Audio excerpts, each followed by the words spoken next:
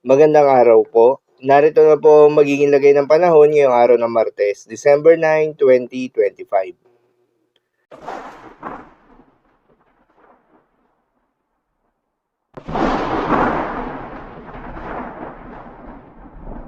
Sa kasalukuyan na tayo sa pag-asa, patuloy na nakakaapekto itong binabantayan na low pressure area sa loob ng Philippine Area of Responsibility na dating si Bagyong Wilma sa ilang bahagi ng Mimaropa.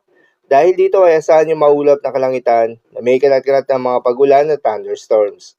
Umiiral naman itong shear line o yung banggaan ng malamig at mainit na hangin at nakakaapekto sa may eastern section ng northern at central Luzon.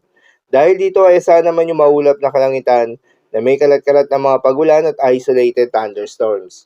Northeast monsoon naman o hanging amihan ang nakakaapekto sa nalalabing bahagi pa ng northern at central Luzon dahil dito ay asahan naman yung maulap na kalangitan na may kasamang mahihinang mga pagulan. At sa nalalabing bahagi pa ng ating bansa ay asahan naman yung bahagyang maulap hanggang sa maulap na kalangitan na may kalat-kalat na mga pagulan o thunderstorms na dulot ng mga localized thunderstorms at ng easterlies.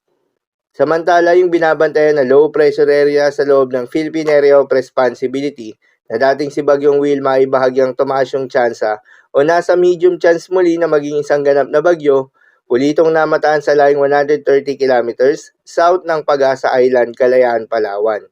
Base sa datos ng Pag-asa, posibleng lumakas muli ito bilang isang bagyo kapag ito ay nasa labas na ng Philippine Area of Responsibility.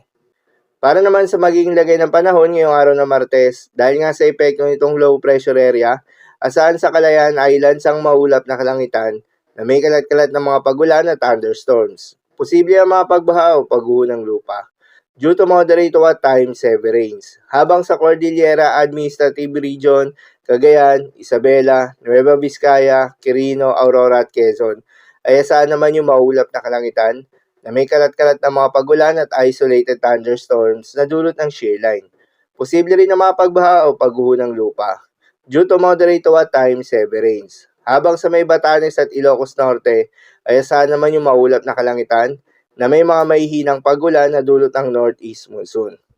Habang sa Metro Manila, nalalabing bahagi ng Ilocos Region at nalalabing bahagi ng Central Luzon ay asahan naman yung bahagyang maulap hanggang sa maulap na kalangitan na may kalat-kalat na mga mahihinang pagulan na dulot rin ng northeast monsoon. Habang sa Bicol Region at Eastern Visayas ay asahan naman yung bahagyang maulap hanggang sa maulap na kalangitan na may kalat-kalat na mga pagulan o thunderstorms na dulot ng easterlies. Posible rin na mga pagbaha o pagguho ng lupa during severe thunderstorms. At sa Mindanao at nalalabing bahagi pa ng Visayas ay asahan rin yung bahagyang maulap hanggang sa maulap na kalangitan na may kalat-kalat na mga pagulan o thunderstorms na dulot ng mga localized thunderstorms. Posible rin na mga pagbaha o pagguho ng lupa during severe thunderstorms. Madalas, nabobo ang mga thunderstorms na ito tuwing hapon o gabi na nagtatagal ng 1 hanggang 2 oras. Kaya naman ingat sa mga posibleng banta ng pagbaha at pagguho ng lupa, lalong-lalo na sa mga lugar na inuulan na noong mga nakaraang araw pa. Para naman sa magiging lagay ng mga dagat baybayin, ayon sa Pag-asa ay wala na tayong nakataas na gale warning sa anumang seaboards ng ating bansa. Kaya naman malayong makakapamalaot yung mga kababayan nating mangingisda.